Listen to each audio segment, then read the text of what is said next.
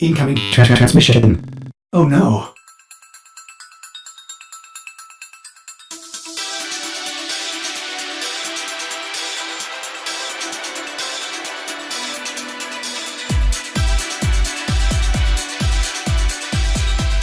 Welcome to TennoTalk, episode 15.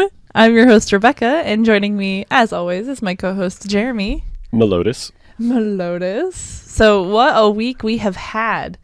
I'm kind of donning this week the week of hunting. The week of the hunt. Yeah, because I feel like that's what at least everybody in the Discord has been hunting those acolytes this week, which has been really cool. And now I just want to play Bloodborne. Of course you do. So if you haven't noticed, and if you haven't, I hope that, you at least get something out of it, because it's almost over. So the acolytes came back this week, and I'm pretty sure they're about to leave soon. Is it like a week or 2 weeks or something? I think it's tomorrow. I think it's the 14th, sure. Right? Yeah, I'm pretty sure they are literally almost gone. But there's only one or two left. I mean, this weekend we blew through them. Oh, I think yeah. The big one died last night, I believe.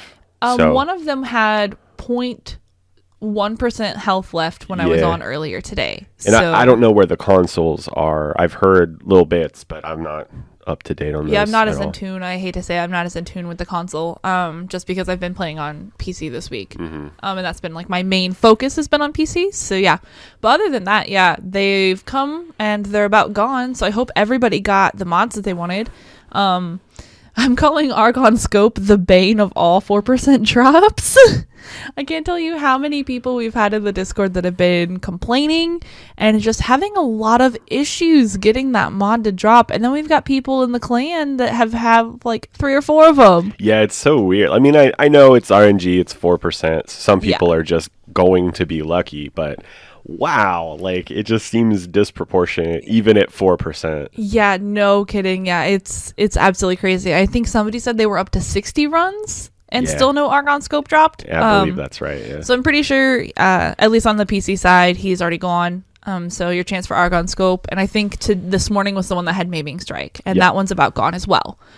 So yeah, I hope everybody got their drops, which is something that we actually did a lot of this week. I feel like I did a lot of it at the start of the week when they first started. But I didn't get a chance to go back in because of work and real life and stuff. I didn't get a chance to go back in to try to get Argon Scope or Maiming Strike, but they went down super fast on PC. Like, I think a day, maybe? Oh yeah, it was so fast. quick. Yeah. So yeah, but for me, the biggest thing I've actually been focusing on this week is restructuring the dojo, which if I can for once, get up on my soapbox about this.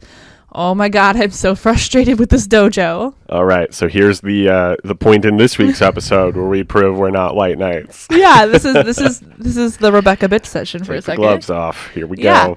So I love that we can have a clan dojo. I love that we can, get together and build something really cool. And I love them showing the dojos on the prime times and stuff like that. Like, it's so cool. But I'm incredibly annoyed with the system on how to build it and how to tear it down. So I've been restructuring it. So I had 3 floors going in the dojo, and I wanted to turn around and restructure it because we weren't expecting Space Mom's Favorites to grow as big as it has. I mean, we're over 30 members and we're still growing, which is insane. Yeah. I was expecting maybe like 10. Right. And that's it. Like, I wasn't expecting a lot of people to join it. It was going to be something small. And I mean, we are still small, quote, small fish, but I mean, it's still so awesome, to have this clan and have people coming and playing and helping each other out. And it's been so amazing.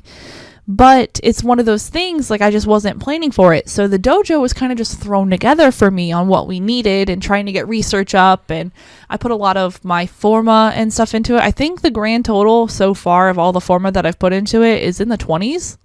Almost 30 forma just into the dojo. That sounds right. Yeah, because as I was tearing down rooms, it was refunding them back to the vault. So I could see them come back in as I've been tearing down rooms. So anyway, like, I've been trying. So it was a little confusing, and I had some complaints that it was hard to get around and people were getting lost even with the transporters, and I didn't want people just to like hop onto a transporter, go to a place, and then that was going to be it. Like, I wanted to make something fun so people can hang out in there and get the observatory so you can do navigation and stuff. And I really just wanted to make it something cool, right? So to tear it down, each room takes 2 hours to destroy. You can't destroy them if they're you can't destroy anything that has something like attached to it that isn't attached somewhere else. So for example, if I have a hallway and I have a room on the end of it and the other side of it's connected, like there's just a hallway between these two rooms. So I destroy the room that's by itself, that's on the end of the line of hallways. And that one's queued to destroy. It's going to take 2 hours to go down. I can't then go around back to that hallway and queue it for destroying because technically that room is still there. So I have to do it literally one room at a time. Yeah.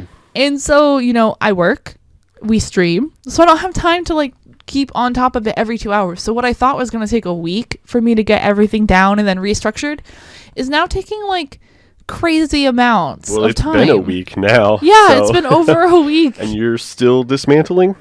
Yeah, or did you get that done today? No, it's still dismantling. And some of it, and what's so stupid as well, so I had all the clan halls built. Like the great, the greater, the greatest, etc. You can't destroy them randomly, and you can only have one per dojo, which I understand that, one per dojo, whatever. I wish you could have more because it'd be really cool. But if you put the prerequisite down, you cannot destroy the prerequisite before the original's destroyed. So I've had rooms that have been waiting to be destroyed this whole week because they were out by themselves at the end of a chain and they could have been gone forever ago. So I could kind of like go from different ones, but I had to wait for the next step to be destroyed as well. Yeah. So this whole thing is like, I have to go in a specific order. Every room takes 2 hours. And now I'm stuck to a point where I actually have to go back through and destroy reactors because the clan halls give you capacity for like how much room and stuff, like how many rooms and stuff you can build. So the more clan halls, if you have all the clans halls, it's essentially like a max capacity that you can have. Right.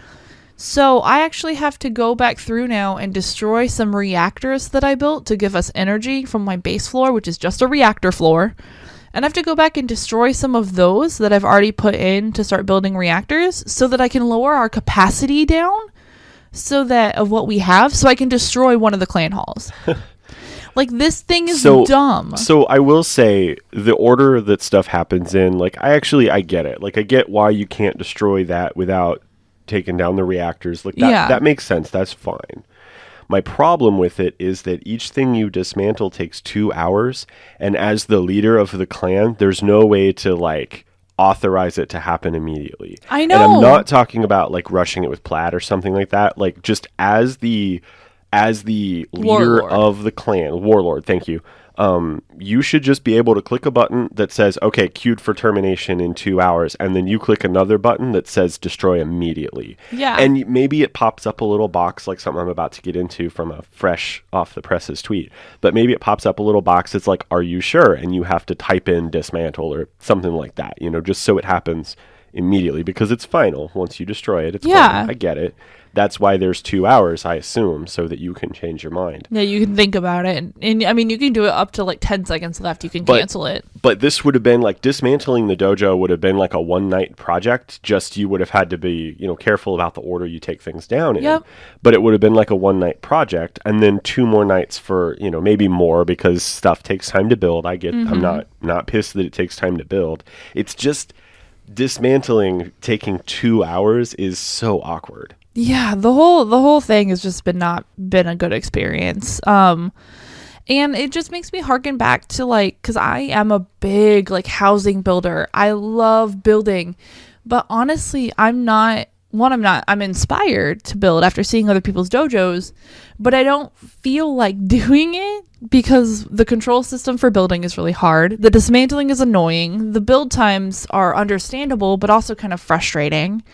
So I feel like I have the inspiration to make really cool dojos, but I don't have the tools yet. Now, I will say, and you can feel free to disagree, but I will say that the build time for like random stuff. Like I get the rooms, but the random stuff, like the decorations. Yeah, while I agree that that's a little much and should probably not exist. Yeah. It does what am I trying to say? It really does reinforce how amazing some of these dojos they visit on primetime really are. I know, right? Because when you see some of these, like, you know, the one they were in the other night, with the bar? No. Oh, but that's what I was thinking. Yes, that's just not the one I was talking about. This was a while ago. This was a few weeks back.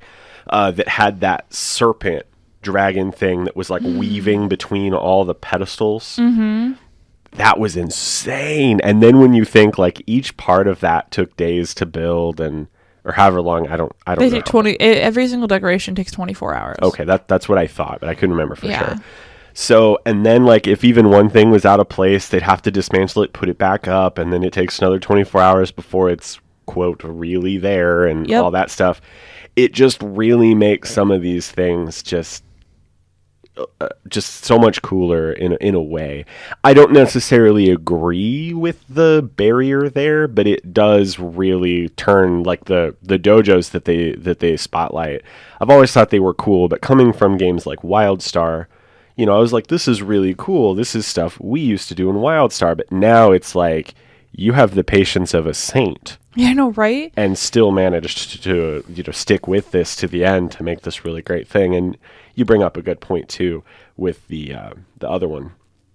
Which from one? this past week, the bar, and then they turned the outside of the nightclubs. dojo into like what honestly looks like a map from the game, like if they were to put like a restaurant in the game or something, you know, but it just genuinely looks like, oh, this looks like a Corpus base, but maybe part of one we've never seen, because the Corpus and the Grenier apparently don't need any sort of amenities. They just need rooms full of treasure chests and objects of death. Yeah, I don't know. It's really cool. And maybe it's just me being spoiled, because I come from like my first intro into like MMO housing style stuff was the god tier of WildStar's housing system, which I can't tell you how cool it was that I could put in like actual numbers of the like, because I mean, and it's different. They had like you had a set spot of plot of like land that always had the same, you know, dimensions for every single person. So their mechanics worked really well with being able to input not only the like access of where it is on the plot, like in space and time relations, because they all had ceiling caps and expert caps and stuff like that, but being able to like custom put in numbers for the pitch, the yaw, you know, the tilts, all of that type of stuff was so cool, because I like my favorite thing to build in that game was spiral staircases. And I built spiral staircases inside ships, and I turned like these cool like ships into like domesticated living areas with multiple floors and stairs, and now it was so cool, and I miss that. I will say it is 100% you're spoiled. I mean, because if you look at the mechanics and you take all of our history of WildStar out of it, it's better than most. That is fair. I am coming from a very spoiled. Final Fantasy's housing sucked. It was there, but it kind of sucked. Yeah, Final Fantasy 14 Online. Yeah, and then Black Desert Online's housing is boring. It's like room creator. You can't really do anything with it. And most people just get the stuff because all of the item shops give you passive bonuses anyway, so they literally like fill their whole places. But I'm not talking pay to win stuff. I just mean like it just is like you just set up a room. You don't resize things. You don't build, you know, these giant robots out of like tea kettles and beds and stuff, you know, whatever. Yeah, you can't control any like tilt or anything. It's literally just place a bed here, place a dresser here, you know, then you look at like WoW's Garrison, and you don't build anything. You just unlock buildings for your plot. You know? You don't like, decorate it at all. Now, I didn't really play much with it, so I won't say like there's zero customization whatsoever, but to my knowledge and what little I did, like trying it out, because I missed the Warlords of Draenor expansion entirely. I went back with Legion, so I did like the intro quest for the Garrison, and that's it. But it looked like what it was going to be was, oh, you unlocked X plot. Now what building do you want to put there? And you had like a choice of buildings, but you didn't like put the building there and then here's all the stuff that goes in there. Feel free to arrange it however you'd like. It now was just, I will. No, this is the set. I will raise you though. EverQuest. EverQuest had a housing system that harkened to WildStars. Yeah. EverQuest and EverQuest 2 had some of the best housing systems that any MMO has ever seen until WildStar came out. Because we're talking like you had a whole island. Mm-hmm. And I mean, yeah, but I'm spoiled. I mean, yeah, exactly. Like that. I was going to say like that doesn't disprove my point though. It is really good housing. Yeah. We've just experienced slightly better housing. Yeah, exactly. And to be honest, it wouldn't take much to get Warframe there. No, it really wouldn't. I think just a little bit more options on the customization and maybe take away the time to dismantle stuff. Yeah. You don't even have to take away... It annoys me, but you don't even have to take away time to build stuff because it doesn't prevent you from continuing to build. Exactly, yeah. You know, can still build there. It's not like that giant serpent took like, if it's like 600 pieces, it didn't take 600 days because you had to wait 24 hours for each piece to finish. Yeah, so, no, you can build multiple pieces at once. The other thing that I think you brought up that would be really cool is when you're laying out rooms, yes, you should be able to do it from a 3D perspective to where you're just this like omnipotent being like floating around the ether, and you can see like where the rooms enter and you just drop rooms into place. Yeah, almost like you're building with Legos or something, where you're just like dropping the rooms there so that you can build, the whole room, and you can get an idea for what your ultimate layout's going to be. Because the reason we had to do this whole dismantling thing is like we built it one way and now we don't have room for anything. Yeah, because I had to basically what happened was I built the bottom floor. And then I realized that the labs, like the research labs, were on different floors, on different areas. They weren't grouped together really nice, which made it really confusing. I really wanted to highlight the create your own obstacle course, but I couldn't really highlight that because of where it was, and it was really confusing to get to because I had to mishmash hallways together, and reactors were stuck in random places because I needed more energy to build more rooms. And then if I would have, thought a little bit ahead of time, probably I could have had that foresight. But what Jeremy was talking about was an idea that I think would be really easy to do. Now, I'm not a game programmer. I don't know how to program. I don't know how to do anything like that. But I think it would be really cool to basically create a map editor where you go into a special mode that only the warlords could do, or make it its own special ability to do, and just rearrange the rooms. So basically I could take the room and each of them are labeled, and then you just drag and drop them around. And as long as your elevators still line up, and as long as you're still able, nothing is left as an island by itself, it's all connected to parent-child type of rooms. There's no reason why you shouldn't be able to do that, because that would save a lot of the trouble for the people that are trying to reorganize like this. Mm-hmm. Especially in our situation, where we started growing a lot more than what we expected. And, we've had people leaving big clans to join us, which thank you again for doing that. But, I'm trying to make this a really nice place that people want to come to and people want to decorate and people are kind of proud of, when they invite people to trade with them. It's not like, oh, this is my boring dojo that just kind of happens to do this. I want it to be something cool that, that they bring their friends in. Oh, and yeah. See. When I go to people's dojos, I always in the back of my head, I always judge their dojo. Exactly. This is really cool, or, oh, you guys clearly are not a fashion type guild. Yeah, exactly. So, and I just think being able to open up an editor, a map editor, and drag and drop the rooms around to kind of reorganize it without having to make sure you're dismantling all the clan halls in order. Because that's been my biggest gripe, is all the clan halls have to be destroyed in order, and the barracks had to be destroyed in order, so I had to go through and find the barracks. Now, I mean, we only had 2, but I had to make sure that I destroyed them in order. I don't know. Or maybe even just being able to swap out hallways. So, you have a T hallway and you want to change it to a cross hallway. As long as there's rooms, you can swap those out really quick. Yeah, that'd be cool. I don't know, just something nicer. So, going along with positive changes to the dojo, this is a pretty small one, but Pablo tweeted this out about 45 minutes ago. I haven't seen this. This is fresh, hot off the presses. They are changing the window for depositing decorations for donates to be able to do batches, so you can dump everything you want over. Nice. It's just like the sales menu. You click on it, it puts it over to the right. Nice. That's and cool. then you hit donate. And then now when you hit donate, it pops up a second window. You have to type in donate because you can't ever get that stuff back. Yeah, once it goes into the dojo. So it's just a little special confirmation. So yeah, batch donating is a thing now. So I actually think that's pretty cool. That is really cool, because I know I've had several people saying that they want to donate like stuff for our dojo, which is really exciting. Well, yeah, like for decorations. I mean, I'm one of those. See, like I want to decorate my orbiter a little bit, but it's kind of unwieldy to get people to my orbiter. Yeah. So I don't really care. Like, I'll put up some glyphs. Like, we were in someone's orbiter last night, and they have the glyphs on the windshield, like on the right stickers? and the left side, and they look like stickers in the back window of your car or something. Yeah. And I'm totally going to steal that from him because I thought it looked really good. Yeah.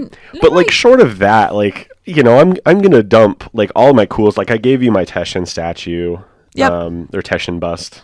Yeah, we have 2 Teshin busts for the and you know, stuff like that. Like, I'm just gonna dump all that in the dojo, and then when we get to the point where, you know, we can each have a room, like, hey, this is Jeremy's room to go, you know, decorate, then I'm gonna use it there because people can actually see that stuff.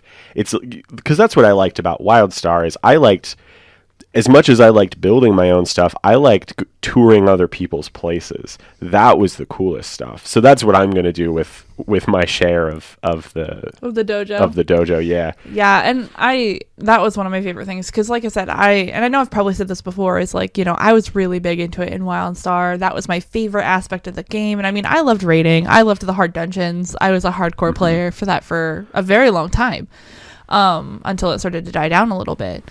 But for me, like, I don't know. I want it to be a little bit easier, and I would love them to implement more and maybe just bring the controls up a little bit. Now, I know they have to be careful because they can't do too much because there are, you know, you have to mess with the console side of things, and the console might not be able to have custom inputs and stuff like that. It might make it a lot harder. Yeah. But as a PC user, I find it a little unwieldy, and and maybe practice takes perfect, but it's one of those things, like, I just get really annoyed when I can't, like, replicate and match stuff up perfectly. So if I could type in, like, change it to 3.65 instead of 3.75, like, it would connect perfect. And because I can't do custom endpoint numbers and stuff like that, like, it's just now, I will not living up to my standards. Seeing what other people have done, it is absolutely a practice makes perfect. And I think, you know, 6 months from now, you know, you're going to be building like primetime caliber, you know, dojo. Yeah. Accents and stuff, whatever word, accoutrements. Accoutrements. Yeah. Eventually I'll get there. Yeah. I just need to do more practice. But just like everything in Warframe, there does seem to be a steep learning curve with little instruction. Yep. And while it will be fine, it just takes time to really get into that. So I understand where you're coming from. Yeah. So that's been the main trouble of my issue this week, and I'll step off the soapbox a little bit. But yeah, that was just my bane of this week, was the dojo bane, and the end is in sight. I'm on the last couple of rooms right now. I literally, right before we recorded, I queued up a couple more to be destroyed. So once we're done recording, while I'm editing, I can go back in and do more. So it should be back up. So if you're listening and you are in the Space Mod Favorite Clan on PC, you'll be able to get the Arcoplasmor soon. I am so sorry, guys. I am trying. It's been one of those things I probably could have stayed more on top of it, but this week was a hell of a week. So is it my turn for the soapbox? No, not yet. I'm still apologizing. It's been a hell of a week, and I'm sorry, but it should be up within the next couple weeks. So make sure you check in the messages, and I'll make sure to get that out for you guys as quick as possible. Okay. I don't even think a couple weeks, because are you still going to do the 4 labs around the main room? Yeah, so those will be up pretty quick. Yeah, my focus is to get the lab set up as fast as possible, and then move to get ready to get everything else ready. Yeah. So the labs are going to be my main focus of getting those up first, so we can, 1, keep the color research going. Yeah, and 2, so everything else can get up for people. Really, as long as we have the labs and the trading posts, then the dojo's up and running. Yeah, exactly. The rest of that's just, we've got cool plans for having the build your own obstacle course, maybe several of them going at once. Yeah, the competitions depending on and how stuff. that works. Yeah, we got a lot of cool plans, but we can get the dojo up and run. It'll be this week. Yeah, hopefully, guys. So stay tuned. Yeah. Soon TM, that will be up, but faster than a real soon TM.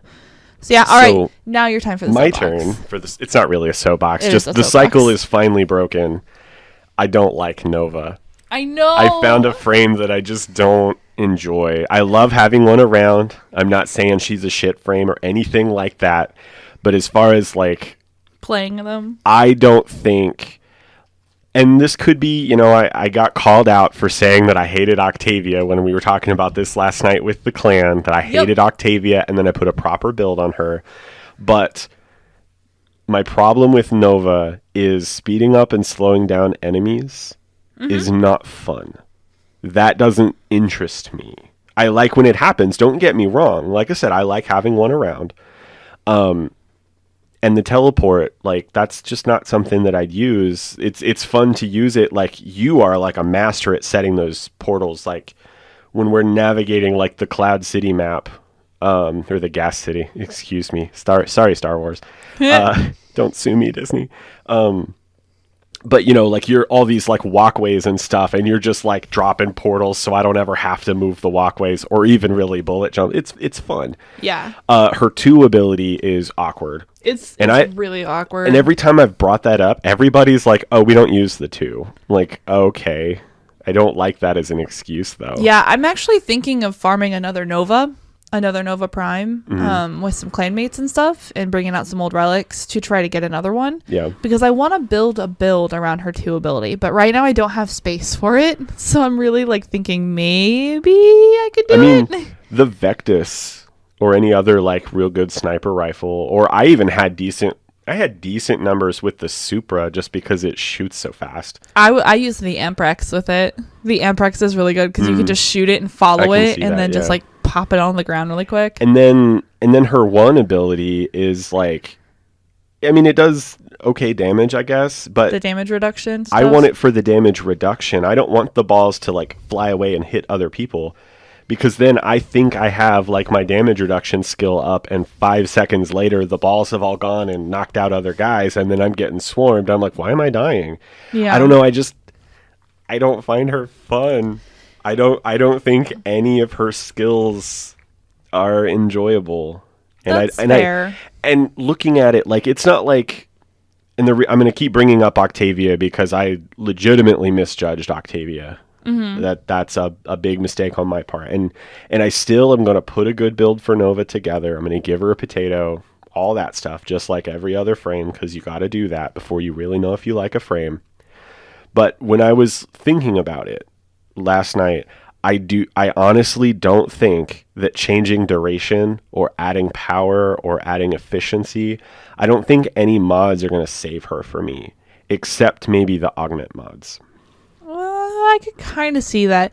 I think for me, what I love about Nova is I love that everybody likes having one around when you use her in the right situation, like the slowing down enemies and survivals when you're doing extended runs or endurance runs, or speeding them up a defense run when you're MRing stuff or, you know, formatting stuff. It's really great for weapons. The thing that I've been doing with her a lot lately in my upper and downer build, my speed builds, is using her teleport, her little like wormhole thing. And I've kind of been treating her like a run and gun. So what I'll do is I'll like bounce into an area, slow everything down, or stun it with my Amprex really quick so it gets that quick electricity stun. So I can use my cast ability to either slow them down or speed them up however I need it to.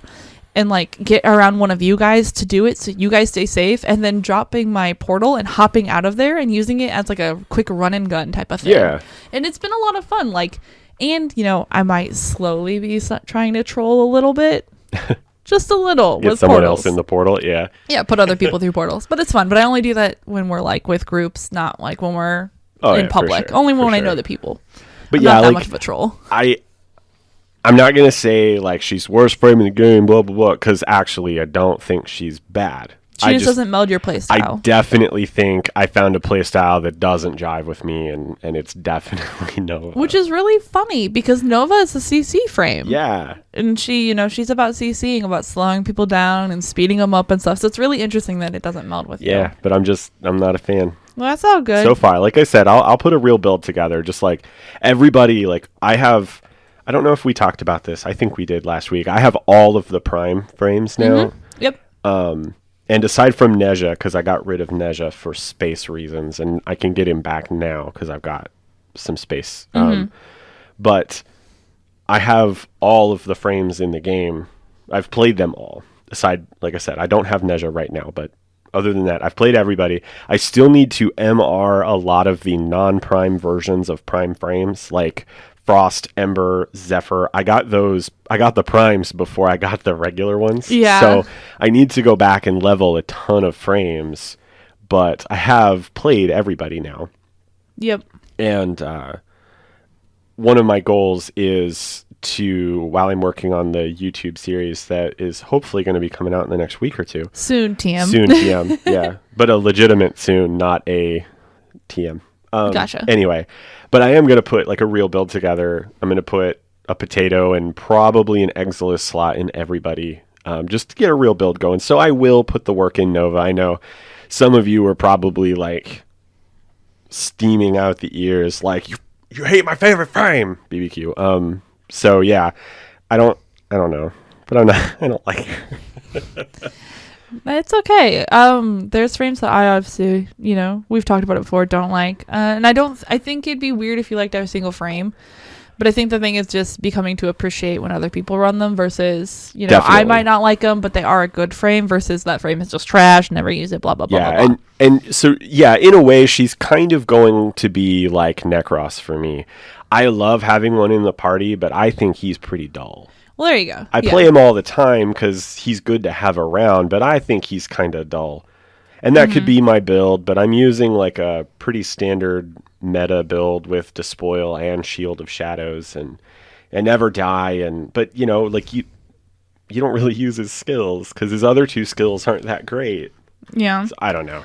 Well, I know we have been, speaking of like frames and stuff like that, we actually did, Jeremy and I both, on recommendation from one of our clanmates and one of our mods, Walker Noble, we went back and tried out a weapon that both of us have kind of used when we were leveling, but we kind of pushed it off to the wayside once we started getting more weapons in our arsenal, which was the Tiburon Prime.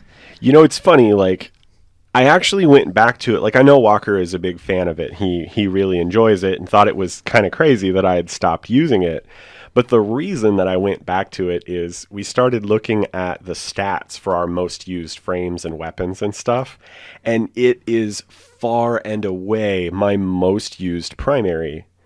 And I don't feel like that's possible, but it is. I mean, we got the Zephyr Prime access pretty quickly after we joined the game. And even though I didn't play a ton of Zephyr, the weapon she came with, that one I didn't really use. I still don't really use her Tonfas. They're good, but their range is so short. I'm waiting for Melee 3.0. I'm hoping that they balance out a little bit. Yeah. But anyway, but the Tiburon, like, I'm pretty sure, like, as soon as I got that until I started really getting into cracking relics, that's the only primary I use. Yep, that and the Pandero, or the Tenora. The Tenora for me. The Tenora, yeah. Those were my two weapons. Yep. So and then now I haven't used it in so long. And I think it's one of those things where as you get trying other weapons, some of them start to feel more powerful. So maybe you put a little more work into it. And then you go back, you're like, oh, I loved the Tiburon for so long. It's so good. And you go back to it, and it only has one forma and a garbage build on it. Yep. Probably because I hit auto mod, to be completely honest with everybody. And, I go into a mission, I'm like, wow, that really sucked. I'm not using that anymore. I'm going back to Tigris Prime or, Sybaris Prime or whatever else I was using. The Acrid? Nope. You weren't using the Acrid? Nope. But anyway.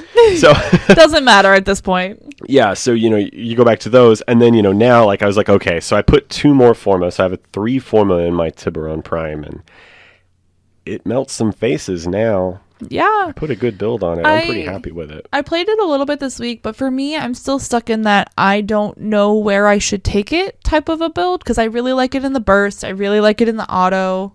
I kind of like it in the auto.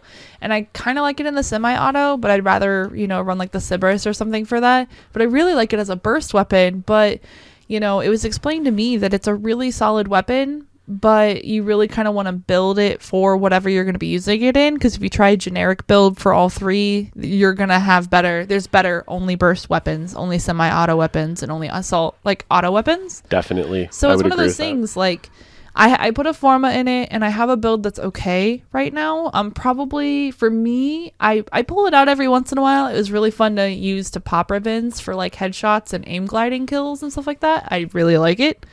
but I don't know if it's going to be one that I play a lot. I think I'm just going to put it not on the back burner, but I'm going to kind of wait a little bit longer and sit on it a little bit more before I kind of go in and figure out what I really want about it, how I want to build it for me before I just start throwing format at it.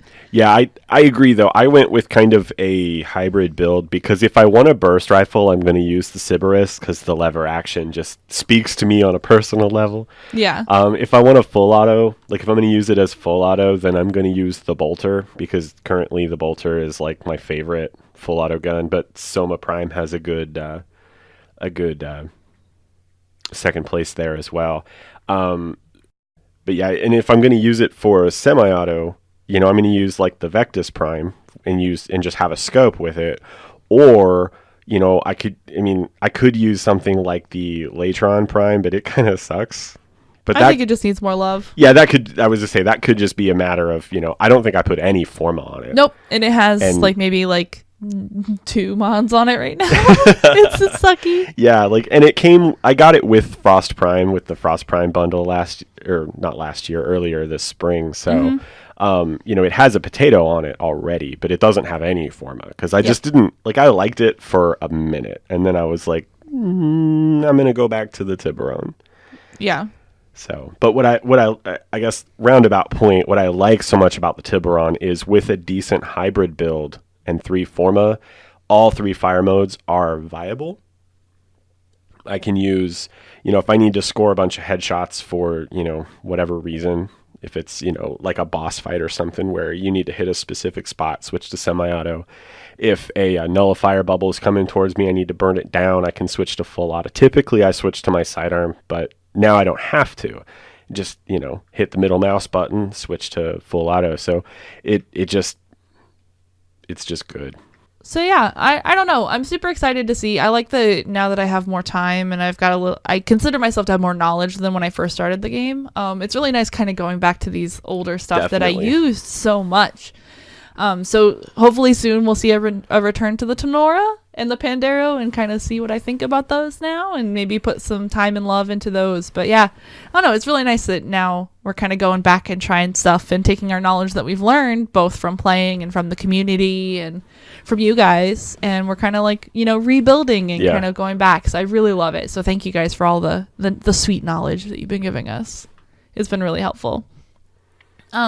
So this week though, there was something really awesome that came and I cannot wait to get my camera ready to enter it. It was the pet contest. I'm actually really excited for this. This is cute. This is so adorable. So right now there's a contest going on and you can enter either via the official forum post about it or you can do it on Twitter, but you have to follow at Play Warframe and you have to use a special hashtag with it. So basically it's a Kavat and Kubro pet contest. So there's going to be one winner, one for a cat and one for a dog. And what you do is you submit a picture of your sweet little Kavat or Kubro with something to do with Warframe.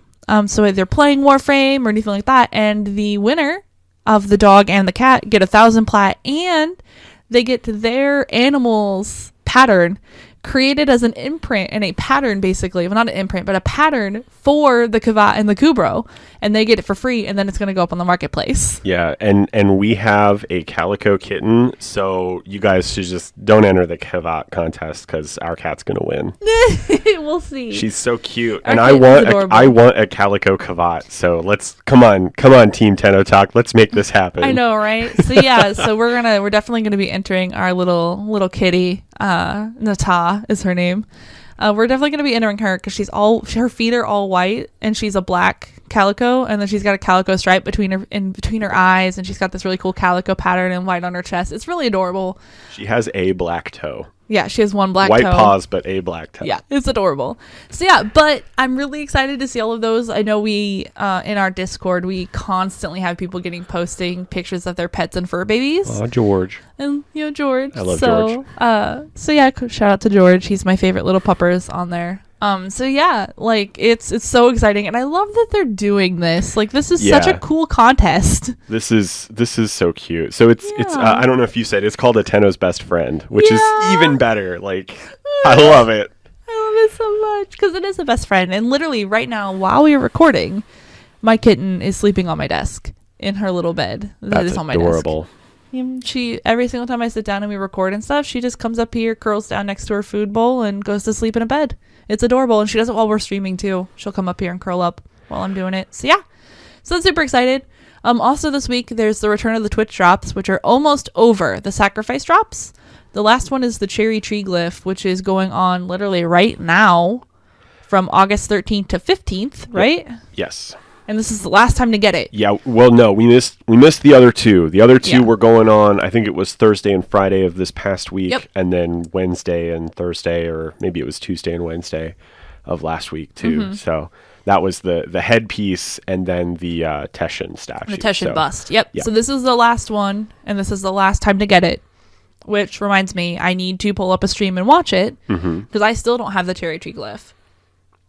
I missed it the first time, and I'm very sad because it is so gorgeous. So yeah, so this is the last chance to get it. So make sure, if you don't have it, you're tuning in to Warframe streams and the partners and all that good stuff, and giving them some love and support for all the hard work they do in the community. And, at the same time, watch them for a little bit and get your glyph. So real quick with the pet contest, we missed one thing. Oh no, what did we miss? The contest ends at 1 p.m. on August 23rd, so you only have 10 days. Oof, we need to get working on that. Yeah. Okay, so yeah, get those pictures in soon. I didn't know when the end date was, so thank you. And there are actually 6 prizes. Ooh, I know. Yeah, there's the first place and the second place, or the first place and the first place, and then there's a bunch of prizes below that. But only the first place get the fur patterns. It's a lot of plat giveaway too. So enter. Everybody should enter. Oh yeah, of course. Just one, because I love seeing your cute little animals. Yeah. So yeah. And if you're in our Discord, submit them to the Discord as well. It's not official entry, but everybody wants to see them. So oh yeah, everybody wants to see this. Yeah. And then the other big thing that happened this week was Vauban Deluxe. So I have to say, I was told that we're running a little long, so I'll keep this short and sweet. I'm pretty sure Vauban's Deluxe skin is better than Nidus's Deluxe skin. How dare you? Genuinely, I think I like it more. And that's saying so. I don't love Nidus's any less. You sure? Yes. Okay, good. So that just shows like what I really think about this. Like, I know there's been a lot of people saying it's Full Metal Warframe, making Full Metal Alchemist jokes, and a lot of people, or not a lot, but I heard somebody's stream. I heard this secondhand, so I don't remember who actually said this. I think it's Tactical Potato, but someone mentioned that it looks like the robots from the beginning of the Fifth Element. Yep, I can see that. It's adorable and I love it, but I see Alexander from Final Fantasy. Yes. And I love it so much. It looks really good. I cannot wait to get this. I've been farming plat all week. I have been trying to farm plat all week. I haven't made any yet because I'm not great at that. But it is really nice. They did patch today on August 13th. They did put a patch in for the heavy blade skin that he comes with is now bigger. It's a little bit longer, so his hand doesn't clip through the top of the head like where he was holding it. It looked a little awkward. Which is wonderful. It did fix it, guys. So it looks a lot better now. And if you were watching the Primetime last week when Megan equipped it, the axe, like where it folded out, it blurred and like kept spinning or something, and it looked like a giant lollipop. According to the patch notes, they've fixed that. Which is sad because if I remember right, every single person in the Twitch chat during primetime when we were watching it wanted it to stay as the lollipop. I would have been furious. Now, it apparently, according to the patch notes, that only happened when you were viewing the arsenal. It didn't like actually happen. It was just an arsenal bug. Yep, and it was only certain weapons too. I've noticed tons of things like that. Like if you have Nyx's armor on the knees and the shoulders, there's like a little spot that glows. Weird. And well, no, it's supposed to glow. Like it's an effect, right? And I've noticed this with the Katir emblems that go on your shoulders as well. That little glowy diamond. Mm-hmm. If you switch frames to one that doesn't have those things equipped, the glow stays. Yep, I have that on my Nova the other day. Drives me really crazy. Freaking me out. And then the other thing about the Nyx armor, I can't remember, Targus, I think is what it's called. Sometimes the little glowing spot will drift away from where it's supposed to be. So you'll just have, like, I had one, it just was like 3 feet away from her knee. It was just barely off screen. Like you could just barely see the little glowing dot. It looked like she was surrounded by will-o'-the-wisps, while I'm sitting there. Cool. Like, it was neat, but it's kind of annoying because you can't really so it's, and I don't know if this is like broken from a new patch or if it's just because now I have some of this like glowing armor accessories, so this has always been a problem and I'm just now, and that's probably the case. Yeah. Yeah, I've noticed some of that. So before I get too off the rails, when Valbon's deluxe skin went into the game, he got the first part. Now, a lot of people are acting like they're done. They're not done. This is just the first part of the Valbon changes. Yeah, and we'll not go too deep into the changes because I know this is going to be an ever-evolving thing. Yeah. And this was just like the first one to test it. Mm-hmm. But I guess now I don't own Valbon at all, so I know they changed to his passives and they changed his Tesla grenades a little bit. But I guess, Jeremy, my biggest question about this, as someone who does have Valbon and has played Valbon, because I've only played with him, never played him, is it enough? No. So far? No. So you're asking someone who likes CC frames. I really do enjoy Valbon, and I play him now in his current state. He's fun. Yeah. I don't think he's any less fun than he was. I think he might be more fun. I mean, this is definitely a step in the right direction. Yeah. If you didn't know, real quick, his passive used to be he got bonus armor based on the number of squad mates he had, which meant when you played solo, he had no armor bonus, and it was terrible, right? Nobody liked that. So now he does 25% bonus damage to CC'd targets, and they don't have to be CC'd by him. That's good. It's just any target that's suffering from CC, he does bonus damage. I noticed that immediately. 25%, good. It felt good. It is a fair chunk of change. Yeah. His other change real quick is his Tesla grenades, his one skill, he can charge those now. Yeah. Did not notice anything other than it takes longer to lay down a grenade now. Yep. But only if you charge it. Yeah, but I didn't feel like that changed much. That could just be my build. I don't know. But that 25% damage feels good. I really liked that. I think it's a good starting point, and I want them to take it in a much more. They need more. Yeah, there has to be a little bit more coming forward. And you see people yelling and some people pretty angry. I've seen on like Reddit and Twitter and stuff about Valbon and stuff that they think he needs. And they did actually mention on stream. They mentioned stuff like the turret.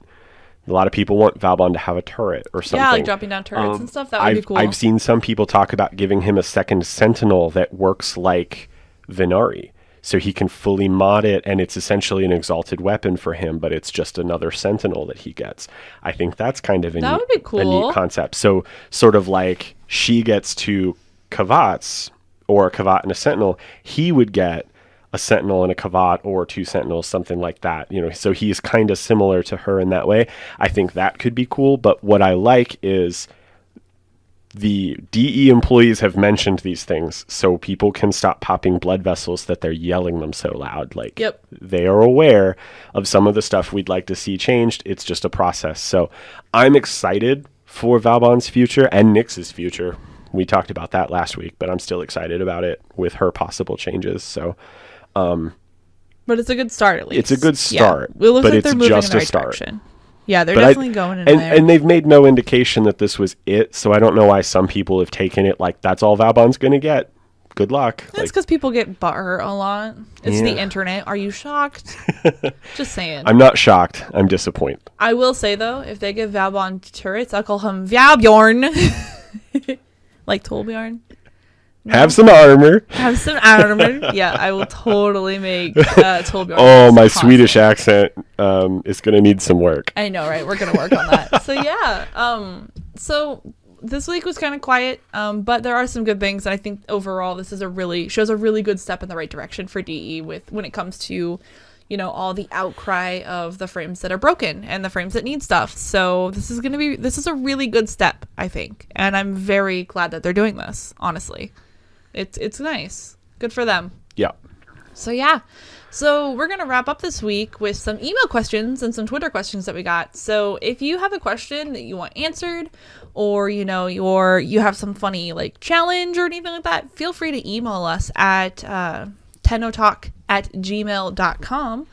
and you can shoot it on here, and we will definitely read it out. We want to do more email sections. So this week we got a fair amount of questions come in. So we wanted to kind of touch on them. So we picked 3. Yeah, so we picked 3 that came in.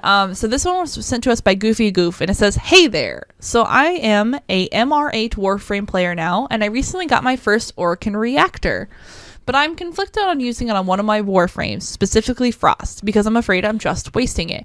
Specifically due to the fact that a Prime version exists. So my question is, do you use your potatoes on regular versions of frames, or do you save them for the Prime versions? And what do you think I should do with my potato? Thanks for answering, a Frosty Boy." So this is a very interesting question, because I remember the first time I got a potato and I was terrified to use it. Yeah. I was absolutely terrified, and now you get a potato and you get a potato. So yeah. I don't know, Jeremy, what do you think on this one? So, what's your advice? I don't know. I don't want to call it advice, but the way I do it, and this, you're going to have to use your own sensibilities here, but the way I do it is if they have a Prime. Now, I have all the Primes now, but the way I was looking at it originally is if they have a Prime, I didn't use potatoes on the non-Prime versions.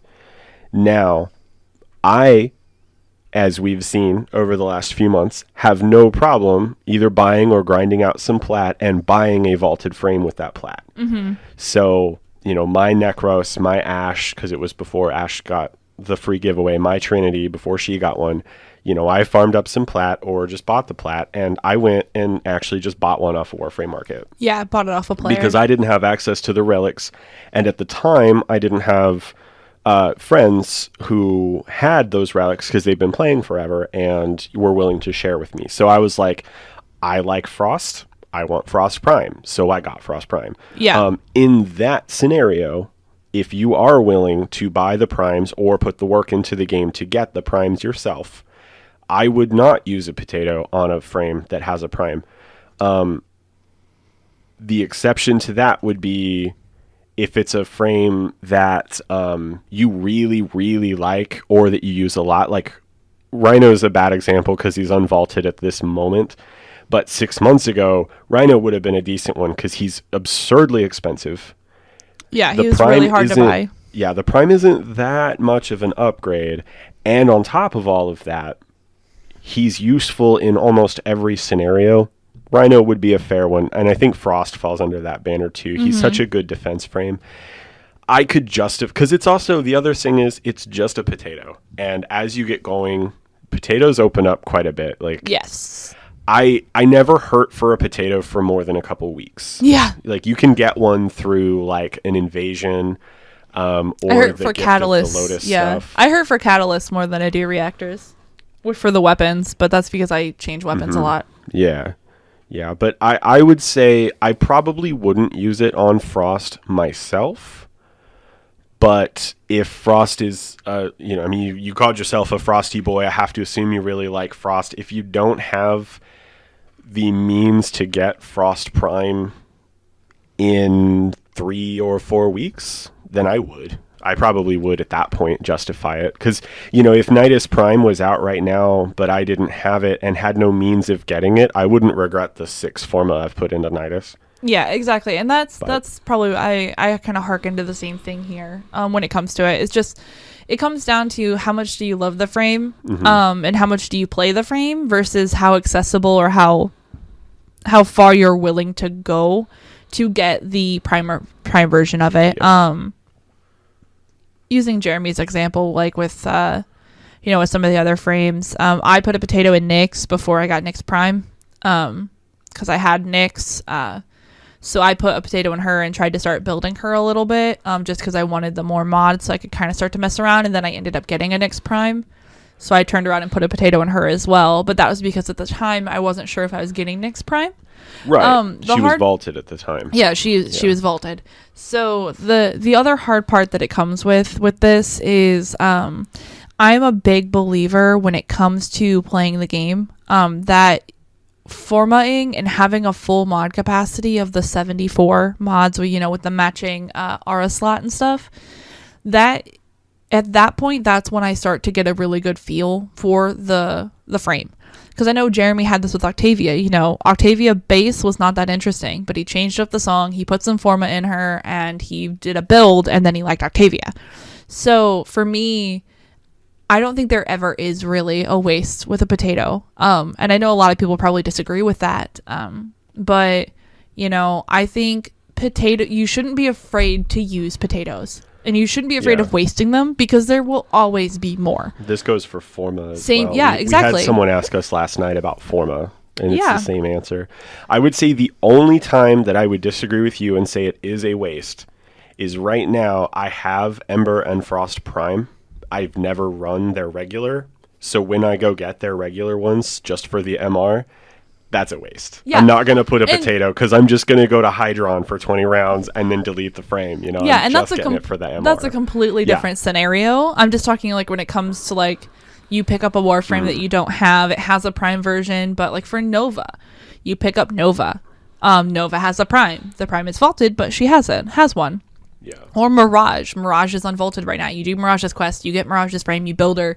You're like, man, I kind of really like her. There is nothing wrong with putting in a little bit of work and a potato and a couple Forma just to make sure that it's worth it. Because with those vaulted frames, you're either having to farm for the plat or spend your money to get it. And nothing is worse. And trust me, I had this with Zephyr. Nothing is worse than spending your money and feeling like if you buy plat, for example, just because you're like, yeah, I have Mirage and I have this potato and I really want to get Mirage Prime, but I don't have the time to farm her, and there's this really good deal and I had some extra plat or whatever.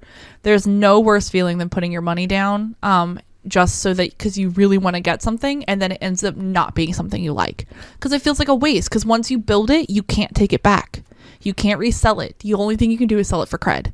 So if you like Frost and Frost is your main goofy goof and that's what you want to play, do it. Put the potato in it, do some time, make sure you like it, and then if you're like, yeah, I really like this, then you can go after the Prime if you want. Because I mean, like we said, it's just a potato, so you could get to the point, you know, that potato could solidify you, no pun intended, as a Frost main. You're like, oh, I won't say main because I don't think we should be running mains in this game, but like he's going to be a frame that you play a lot of. Mm-hmm. You know, a potato could be the difference between, you know, oh yeah, Frost was okay versus, you know, Frost is one of my favorite frames. I mean, that's how I feel about Octavia. Yep. You know, I put a potato and a couple, well, 3 now, but at the time just 1 Forma in her and an Exilus slot, and she became one of, if not my favorite frame in the game. And I wouldn't have known that if I didn't use the potato. So I would say, even though he has a Prime, with Frost specifically, since it's a vaulted Prime, it's probably worth it. Yeah. It's just a potato. It's completely worth it. So moving on to our next one. This was an email that came in from Brand. It says, hello, my name is Brand. First, I'd like to say how glad I am I found your podcast and the community building itself around it. Thank you. Yeah, thank you so much, dude. I've been an on-again, off-again player for years, but mostly played solo. My old clan was a ghost town, and the game had started to feel kind of lonely. Totally been there, dude. Yeah. That is until I discovered you guys in the community you are growing. It's been really refreshing playing with the active, enthusiastic players again. Some of us were playing and chatting in the Discord voice chat the other day, and we got talking about what theme song would go best with each Warframe. We made it through almost the whole roster and had some really good pairings, cracking jokes while we cracked relics. I'm going to interject here. I love that. That is so fantastic. I need to know the list. I know, please. I see where this is going, but yeah. I need to know your list. My question is this. What theme song would you choose for each frame? Alternately, if that's too many to fit in the podcast, I mean, 35 is a lot. What theme songs would you choose for your favorite or most used frames? Thanks, Brand. I would say it's 37 now because we know Revenant and Garuda are coming. Yeah, but those don't count yet. I may have chosen one for Garuda already. Alrighty, so we don't have too much time, but I say let's do some of our favorites or most used. So for me, and when I got this email, we were out at dinner, and I joked with Jeremy at the time because I read the question to him while we were literally in a restaurant, and immediately my first thing was Avara, and hers would be the Jaws theme song. Yeah, that's a good one too. Yeah, exactly. Especially because I have the that really cool, the really giant shark fin. I know they're both done by the same person of TennoJin, but the really big one that moves a little bit, that's like my favorite TennoJin of all time. You put that on her for a long time too, right? Yep, until I made her dark theme, which is uses Nidus's Deluxe. Edge. Yeah, she's my edge frame. It's all black. It's awesome. Careful you don't cut yourself on all that edge. I know, but yeah, I would do the Jaws theme for her because I think it'd be kind of funny. The first one that popped into my head was for Mesa. Okay. And the song is by Filter. It's called Hey Man, Nice Shot. Oh! It, yeah. Yeah, that's funny. I had another one that I came up for Avara, but it's not really a theme song, but it's from the Emperor's New Groove, and it's the stealth song. Yeah, it's the stealth song that Kronk sings. I love that part. I think that'd be sings his own stealth. Yeah, he sings his own like Mission Impossible theme song. Da-da-da-da! That's great. Yeah, I would do that because I have done that on Avara. Jeremy, do you have another one? Yeah, this would work for Garuda since she's been described as the gore frame. Could also work for Valkyr or anyone with lots of slash procs. Okay. But it's a song from him called Bleed Well. That's so edgy. It's so edgy. I don't know. I had to put a him reference in here somewhere because I've been listening to them lately again, so felt necessary. That is actually absolutely hilarious. I thought Neza would be absolutely fantastic with Baby Metal's Gimme Chocolate. Oh my god. I like that. That's funny. I thought that would be so cute because then I could just see him doing their dances to it and then like running around with all the flames and stuff and the flame circle during the rock out parts. So, I don't know how much these people tour. We see them every year at Gen Con, which is our local gaming convention. The best 4 days of gaming. Yeah. But there is a band, they play there all the time, and I do think they tour the convention circuit, so you may have seen them before, but they dress in steampunk clothing, and they play, like, steampunk bluegrass folk-y music. I want them, any of their songs, because I don't know the names of any of them, but I really like them. They're a really funny band. They're really cool, for Valbon Deluxe. That would be cool. I could see that. I was trying to think of one. I thought it'd be really kind of weird and kind of funny. Shit, I can't remember who does the song. You'll have to come back to me because I'll have to think about it again. Because I was trying to figure out, I had a really good pairing for Mad World. Plus there was another one that I had for an Oasis song. I was thinking about this literally like, that's funny. Since this email's come up, I've been like thinking about it and like thinking of songs in my head. So I've been trying to think of one for Octavia. Ooh, that one's hard. No, it's not. It's just hard not to choose the obvious one. No. Never. Or Despacito. I know what you're talking about, but still no. Despacito. It's Daradoon Sandstorm. But I've been trying so hard to think of something better, and nothing is coming to mind. That's because her like idol animation dance looks like a rave dance. Like I want to put glow sticks in her hands while she does. Oh my god, that would be so cool. Like the hands up thing. Yeah. Yeah. So I just like it's Daradoon Sandstorm, or it's any music that would be played at Coachella. Yes, any music that was played at Coachella. That is 100% accurate.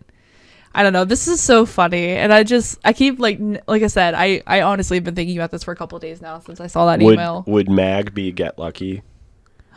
No. Because she's got the helmet. Ooh. Well, and her yeah. She's always getting items because she vacuums loot when she bullet jumps. Oh, I had a really funny one. Atlas would be the harder, faster, better, stronger. Work it harder, That's funny. it. Yeah, I thought that would be absolutely hilarious. And I was going through like my whole repertoire of like edgy goth emo stuff. Did you sorry, go ahead. I was trying to think of something good for Necros, and I just got way too many. Like I've got overload of his would be really good as Mad World. Songs. All around me are familiar faces because he brings people back. No. Aw, I think it'd be kind of funny. No. He looks so sad. Did you come up with one for Vlad? I figured that would be the first frame you would have picked one for. Vampire Heart from him. Just off the top of my head, I'd go with that one. That's a cop-out. Okay, the soundtrack to Bram Stoker's Dracula. Also cop-out. No! No, I was thinking the song from Interview from a Vampire, the one that he sings, where he's like looking at the camera and he's just like trying to charm people or whatever. Do you remember what song I'm talking about? Oh, that's Queen of the Damned. Oh, yeah, sorry, Queen of the Damned. And that's a Korn song. I'm not going to waste time with a Korn. But it would be good. It is funny, though, because it's not really good. a Korn song, but Korn wrote all the music. Yeah, exactly. It's not the really a quote-unquote song. band sings. I would rather choose, there's a scene in that movie, I'm pretty sure it's Queen of the Damned, where he plays the violin on the beach, and he plays it, I don't remember, I remember it being like an uncomfortably violent scene, although he's just playing the violin. I think it's like edgy violin, I don't remember. Yeah. It's been so long, and it's kind of a boring movie. Yeah. As good as it is, it's a little dry. Yeah, it is a little dry. Yeah. I can admit that. It's funny to call a vampire movie dry, though, but we're way off topic. We are super off topic. Did that song come back to you? No, it did not. I'm going to have to think about it, and I'm going to literally like type it in all caps and at you in the Discord as soon as I remember this one. So would Zephyr be Free Fallin'? No. No? I'm like a bird. I want to fly away. How did I miss that? That's so obvious. I know, right? Wait, if I can't get at least the Bram Stoker Dracula theme, then you can't have Like a Bird. Touche. So yeah. So, Valkyr. It's the animated X-Men theme song. Ooh, that'd be a good one. Yep. I was thinking about something from Kill Bill. Like the Kill Bill theme for Valkyr. Although that would be really actually good for Excalibur Umbra. I'm just saying. Ooh, I could get behind that. Because he's got the sword. And he's all slicey and dicey with his like exalted katana. So I have a question for you, Brand. Brand. Sorry. Didn't You're mean to call you Brad. Brand. My question to you is, which anime theme song for Ash? Oh. Because it needs to be an anime theme song. Yes, it totally needs to be an anime one. Oh my god, that's going to be our next one. So we're going to work on this all week, and we're going to come up with which anime is their favorite. Okay. For all of the next ones. So if you guys have any ideas, if you're any anime fan or any animated, like I'm including like Bob's Burgers or anything on the Western side of it as well. If any of you guys aren't it, what is your Frame's favorite anime to watch? You shouldn't have given a suggestion, because now I'm just trying to decide which Frame would watch Bob's Burgers. I can't stop thinking about that. I don't know who would do it, or like who their favorite character would be in Bob's Burgers. I don't know. We'll figure that one out too. No, so which anime does your friend watch? Yeah. Or circumvently, like what's their favorite that they would love to be in? I think that's kind of similar, but yeah, that's what it is. Because I love these types of questions. I know we've talked about it before. We had, if every frame was a dessert, what did they bring into a barbecue pitch-in? We cast them in movies. We've cast them in video. What's their favorite video game? This has been fun. So so anime. What's their favorite anime? What is their favorite anime? Go. And it kind of goes in line with the prime time this week with all of the fan art of Megan as her favorite character in her favorite anime. So what is their favorite anime? Oh my god, I'm so excited now because that's what I'm thinking about this week. Yeah. So I love these types of games. Okay, so we have one more, and this one was tweeted out to us from Stigna. Yeah, this was on you've sent Twitter. us some questions before, so I appreciate this. Yeah, I appreciate it. And I put a couple asterisks by this one because I'm actually going to add another feature to your question. Yeah, go ahead. What's the question? They tweeted at us, podcast question, what's your dream tile set, aesthetics and mechanics? Ooh. And I put some asterisks in because it can't already be part of the game or be confirmed as upcoming. Oh, okay. So nothing like the Gas City opening, because stuff like that. Actually, when my first thought with this question was kind of a toss-up between Lua and the Derelict, because I love both of those maps so much. So those are off the table. So I just decided, I don't want to cop out and pick something that exists. Okay, that's so you got to come up with your own. Favorite aesthetics and mechanics. Yep. This is kind of hard because some of my favorite aesthetics are technically already in the game. Well, no. Like, what's your dream tile set, and then what aesthetics and mechanics does it have? My dream tile So I'll set. give you an example because I actually thought of mine already. Yeah, go ahead. I've been thinking about this I think this was 3 or 4 days ago. Yeah, I remember you told me this question, but I got so distracted by theme songs. Because I actually started tweeting back to this person I had like 3 paragraphs. I was tweeting my whole answer. And right before I hit send, because I was going to read it to Rebecca, I saw the first part is it said podcast question. So I deleted my whole answer and just said, you'll have to listen to the podcast. Anyway. So what I want to see, and this doesn't really matter what planet it is on, but for the sake of argument, I put this on Earth. Okay. No real reason behind that. Got it. But I want to see a research facility type setup.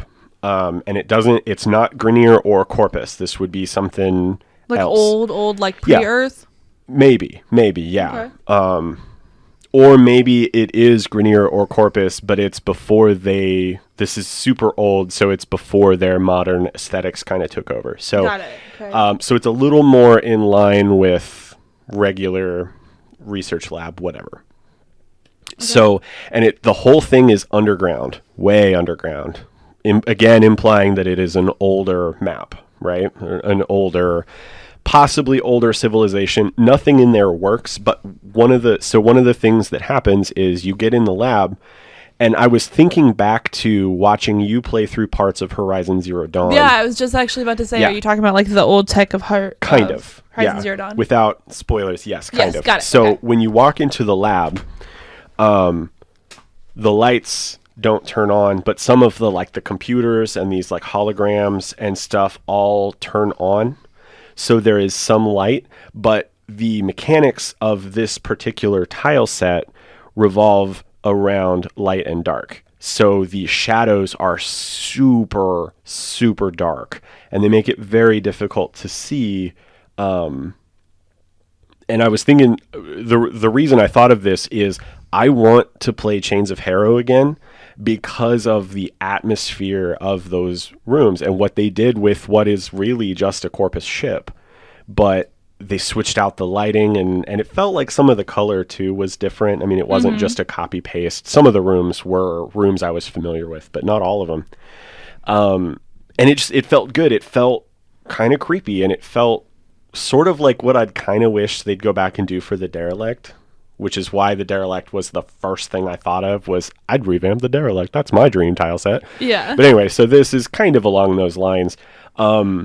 But yeah, I just kind of, and you could put Grenier in there since Grenier are kind of the token enemy of Earth. There's not really, I don't think is there ever infested on Earth? I don't think there is. No, there's usually not, unless it's like a weird like vampire mode or one of the weird modes. Right, yeah, some of the weird the nightmare things. Stuff. But yeah, so I thought, you could have the Grenier down there, and it's sort of, then again, it sort of is reflected of some of the places on the plains where you fall down the cave, and the Grenier have like drilling machines and stuff. So it makes sense that, if there was an underground bunker, then the Grenier would have found it. So the Grenier are down there. Yeah. But none of the lights work. So there's this really great dynamic to where there's like computers and holograms that light up parts of the room. And so the mechanics for this would play very well with, specifically with Mirage's 3 ability that no one uses. Or is it 2? Oh, her light and dark? Yeah. Got it. Yeah. So, but also, maybe like in the dark, like enemies have a harder time seeing you just passively while you're in the dark. Yeah. They really ramp up the idea of the light, the shadows and the highlights in this particular. Got another him reference. Booyah. I knew you were going to try for one more. I just felt it. Yeah, right? But yeah, so basically, just like kind of like a stealth map, essentially, where, you could just run and gun it like we do for every other mission in the game, but you wouldn't necessarily have to put, like, you could put a stealth mission on a tile set like this, and you wouldn't, and because if they did the shadows the way that I'd want them to, since we're talking dream tile set, you wouldn't even necessarily need a stealth frame to stay hidden throughout the map. Yeah, you just stay in the shadows as you went through it, and then they could, and actually I would prefer this be a stealth mission, because then you could get 3 brand new vaults for where you go to do the new hacking. And, they could still have like the Grenier code thing. So they don't need to create a new mechanic just for a single map for that. But the access to them would be new, because it wouldn't be Grenier tech or Corpus tech. It would be this old tech. So it wouldn't be tripwires, and it wouldn't be that freaking drone thing that always seems to see you no matter what. It never sees me. Uh-huh. It never does. Said the Avara main. But yeah, I think it would be really cool, just like really, because for one, we need new stealth spy missions specifically. I love spy missions. They've become one of my favorite, like near the end of streams or right after streams. If I'm not quite ready to log out, I'll run a stealth mission because they're kind of relaxing.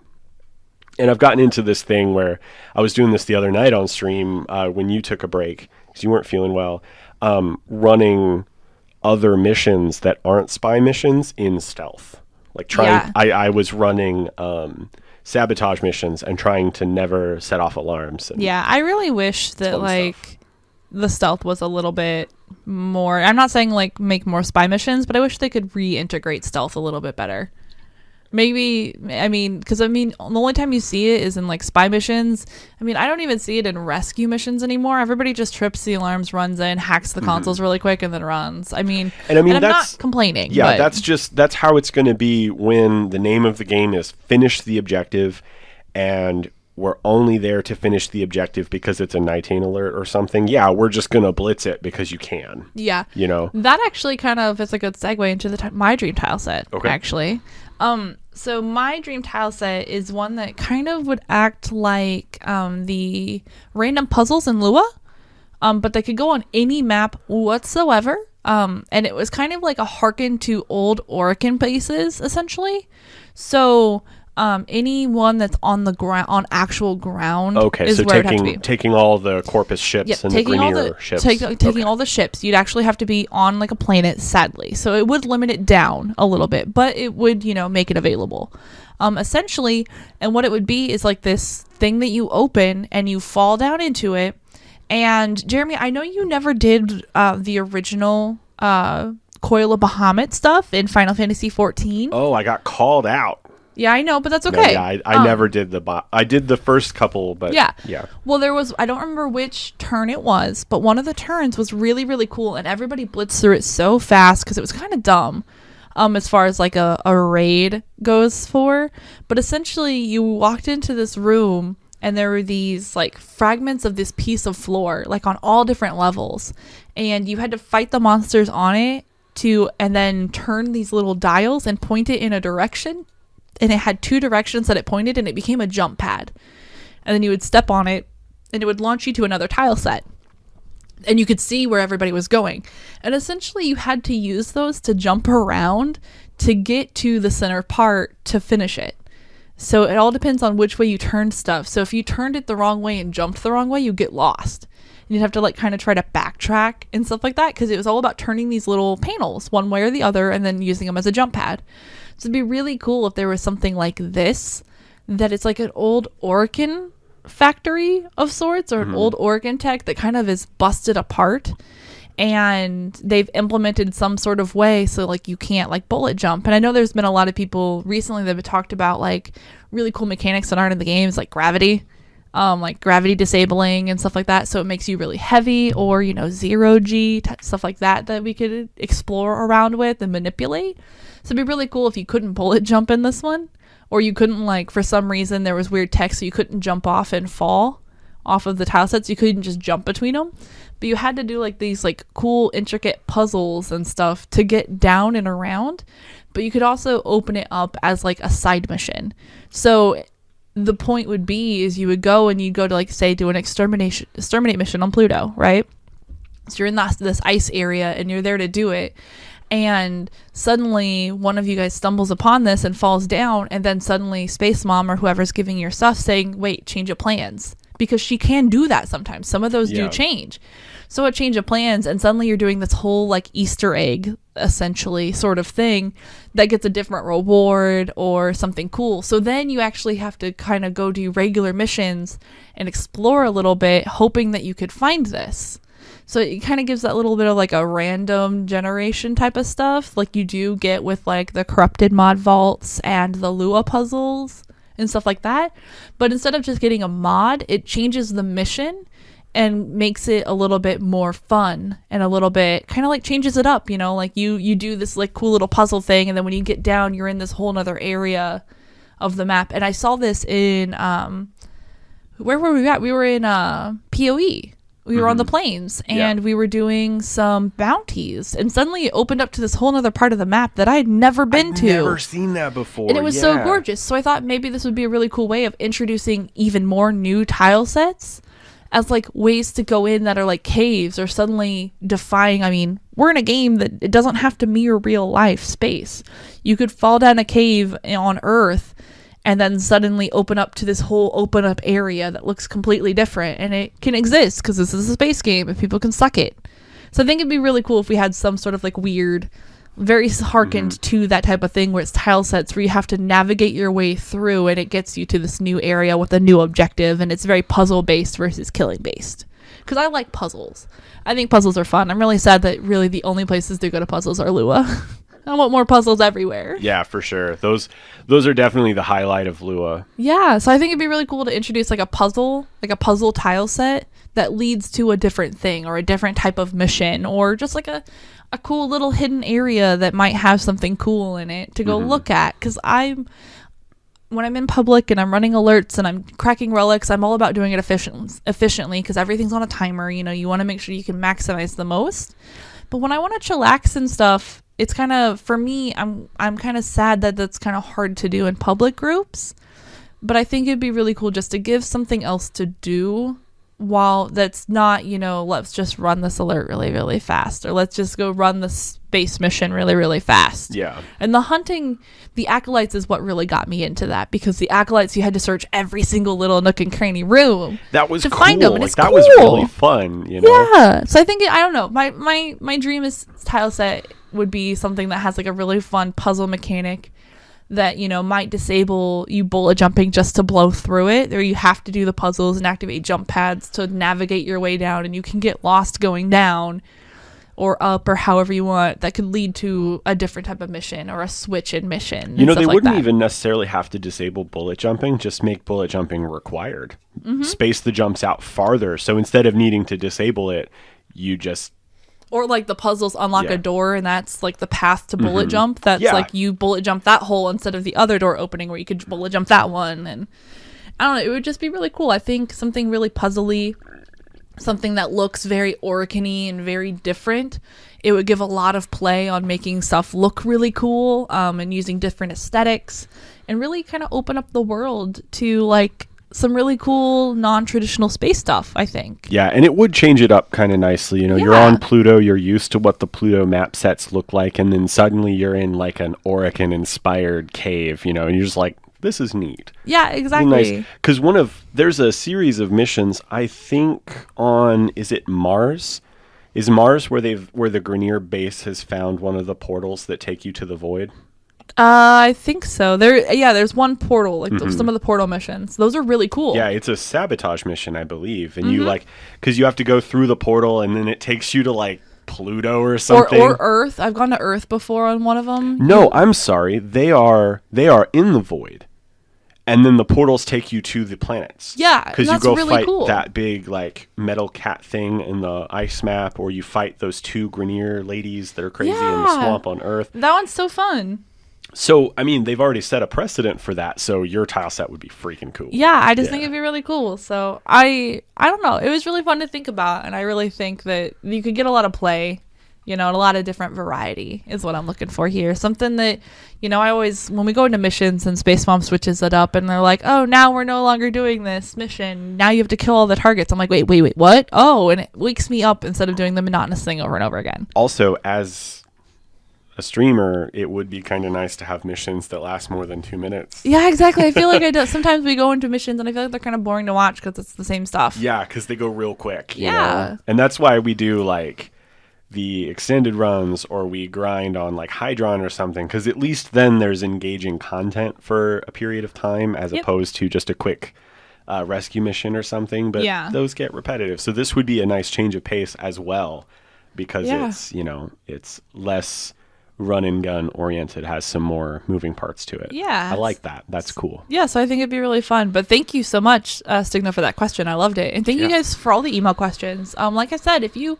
have a question or you have a thought or, you want to share something, feel free to email us. The more emails we get, the more consistently we can do stuff like this, where there's like an email thing where, we read emails and we answer questions and we share cool ideas that you guys have as a community. Because another big thing about this podcast is we really want to highlight the community as well. And it's not just about us sitting here, at our desks talking about a game that we all love, but we really do want to share your guys' thoughts and your guys' opinions and your guys' creativity. Yeah. So thank you guys so much for those questions. I think that's actually about time for us. Perfect timing, perfect ending. Nice. Yeah, so thank you guys for hanging out. Definitely thanks for tuning in. I hope you got all of your drops from Argon, like your Argon scopes and your maiming strikes and all the other mods. And if you didn't, I personally am right there with you. Yep, me too. You are not alone. So I hope you have fun. We'll see you next week after the next dev stream, 115, which I'm super excited for. And we'll hopefully get some more information, maybe a little bit more time frame of when stuff's dropping, which would be really nice, like Melee 3.0. Oh, watch them Valis. say Revenant comes out. Watch this give us a date next week for Revenant. I'll be so happy. That would be really cool.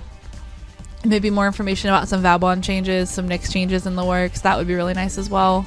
I think would be really cool. Yep. So thanks for tuning in. Thanks for listening to us. Like I said, I hope all of your drops are great, and I hope the Volt always keeps you speeding forward. And until next time, stay safe, Tenno.